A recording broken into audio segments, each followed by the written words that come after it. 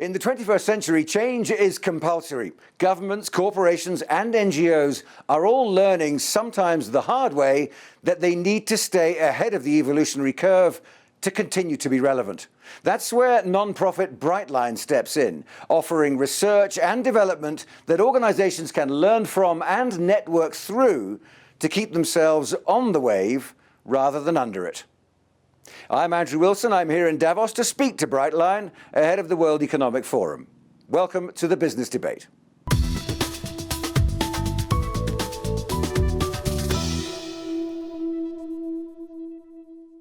Ricardo, good to talk to you. Thanks for joining us. Thank you. Tell us a bit about Brightline, first of all. Brightline is a coalition led by the Project Management Institute, and we aim to study and to promote knowledge on how to bridge the gap between ideas and results, between what we call strategy design and strategy delivery. And you're a non-profit, but you're working with all kinds of organizations, government, industry. Yes, we are not-for-profit and non-commercial. So everything we produce, it's on the benefit of the society. And in order to do that, we try to partner with different sectors, organizations from different backgrounds, different parts of the world, to join forces to study this problem, why we struggle so much on getting things out of paper and turning into reality. And what's the motivation? What keeps an organization like yours optimistic and moving and progressing? Yeah, it's first we need to understand that we have a quite big problem. And the problem is that due to the failure of turning ideas into reality, we lose a massive amount of money and amount of opportunity. And we live in a world that with such an inequality that we need to help organizations, governments, not-for-profit, to succeed on bridging this gap. How receptive are organizations to that message? All organizations are extremely receptive and they understand the problem. Now everybody, including Brightline, is trying to find what the solution will look like. Which kind of capabilities organizations must develop to reduce this gap. Let me summarize this with numbers, some scary numbers. PMI used some data from the G20 and failure rates on the projects. And we concluded that every 20 seconds, around $1 million is wasted due to the poor implementation of initiatives. And let me put this in context. This is around 2 trillion in a year, the GDP of Brazil, the country that I came from. So it's a massive loss of money. And you may think that, okay, if you implement better, companies will be more profitable. Yes, that's true, but it's above and beyond that. We live in a world with such a huge inequality that we need to use mindfully our resources. This will improve governments, NGO, and this is exactly the problem that we are putting the coalition and the whole society together to solve. What's wrong with the way people behave when they organize themselves into groups? What do we know about how people operate? And is it different from the past? The first thing we need to understand is that we have a big difference from how organizations operate in the past and how organizations operate now. So most of the management skills that were extremely useful at that time do not work anymore. So we need to learn and adapt ourselves on that. And this is a key aspect of today's success of some organizations. I suppose part of that is that the senior staff in organizations, they're promoted through a meritocracy and their ability or their enjoyment of change, of tackling things for the future. But the challenge is, I suppose, to bring the rest of the organization with you. Yes, this is a big challenge. And the second biggest challenge is also put things on paper. It's hard. I'm not saying it's an easy job to think about how your organization will be in the future. But the real challenge is to take things out of the paper. So when you sell an idea of a business plan, of a transformation, this is one thing. But to take this transformation and transform it into reality, it's what really matters. And this is the most painful part of strategy. Also, I suppose a lot of organizations see themselves as unique. The challenges that they have, the challenges that they face, the locations of their organization, these are all issues which are particular to our organization. But actually, what I'm getting from you is that there are principles that apply across all these organizations, indeed all around the world, even beyond cultural differences. There are yes. principles we understand. Yes, we did a study in 2017, and we create a set of 10 guiding principles that we put available for everybody. And these are something like our universal beliefs. And they work cross-cultural, across business sectors. And this is exactly, most of them, they talk about being aware about your accountability for implementing the ideas you have. Being aware of what is going on in the market. Because many times when you have an innovative idea, we can see this very easy on small companies like startups. They have an idea and they feel so passionate about that idea that they become just blind about what's going on in the market. And then sometimes competitors or change in the marketplace, when they come up with their idea, it doesn't work anymore. You need to be very cautious to understand and to get insights from the market, from what is going on. This is just an example of one of the principles. Another one is the concept of failing mindfully and fast. So if you see that you are on the wrong step, stop and fix quickly. Don't go deeper on your failure because it will hurt.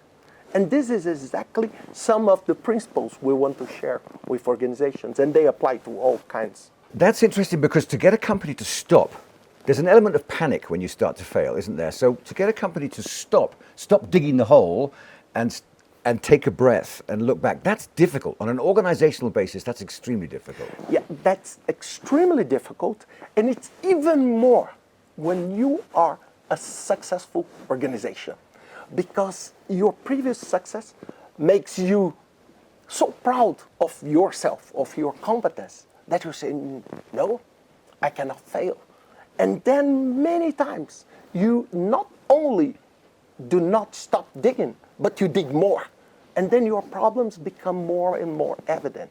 So this is why so many large organizations are failing dramatically in the recent years. Then there's a new element injected, data analytics, a different kind of algorithm for understanding your market or your place in the market. So you turn and move on that, but now you're heading in a bad direction for the way you were organized before. Does that make sense? Yeah, we need just to understand that change is a permanent status. And you need to understand that when technology comes, there is several side effects that you need to adjust in your organization. So competent organizations are organizations that are able to adapt themselves faster. And this is the key aspect of successful. And when I say organizations, I'm saying governments, I'm saying NGOs. For example, today, let me give you an example. We see a lot of new technologies coming in place. And we see that most of the time governments are not fast enough to create the parameters where these organizations can operate.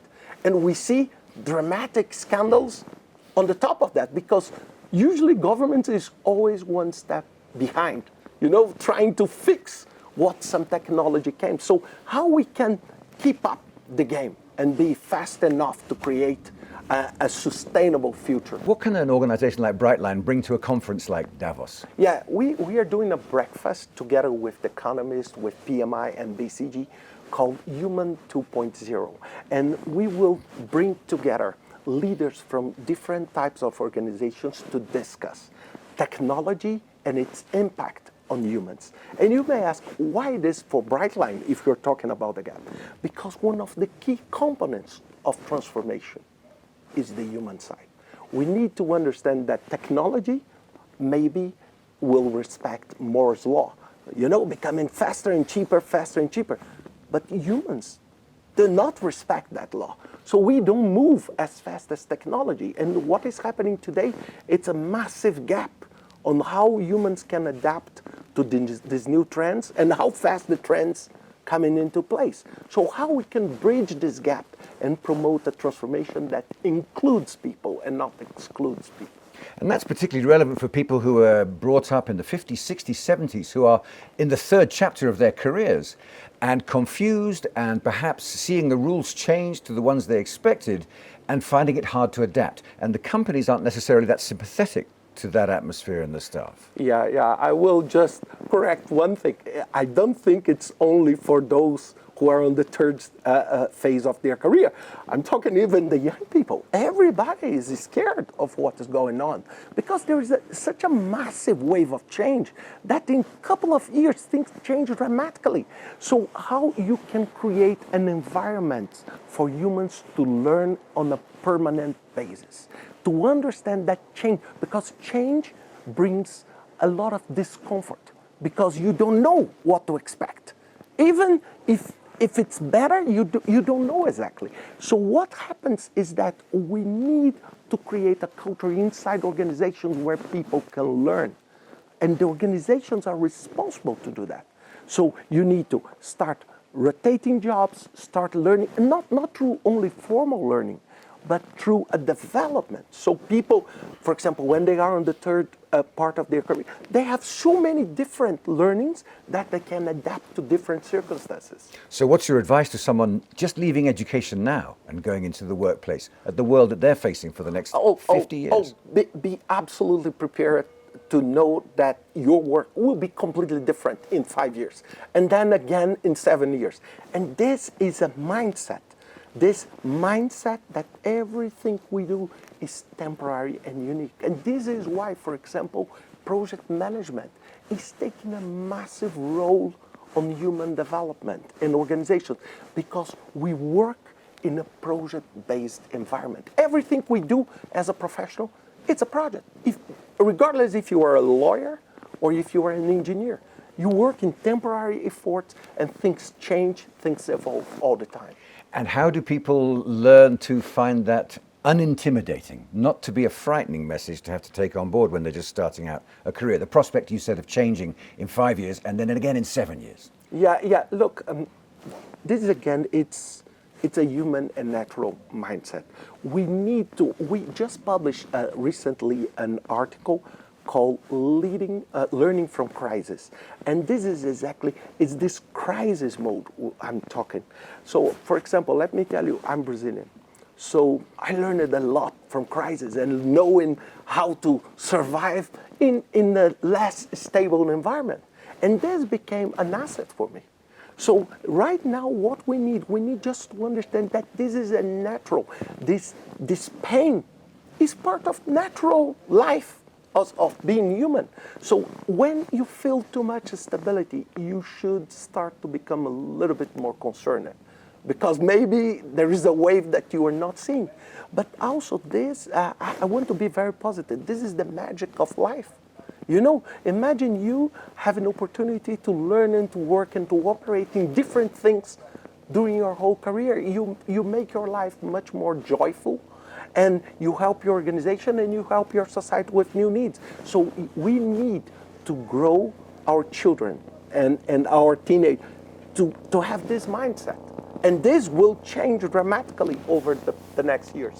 Ricardo, thanks very much indeed. Good to talk to you. Thank you.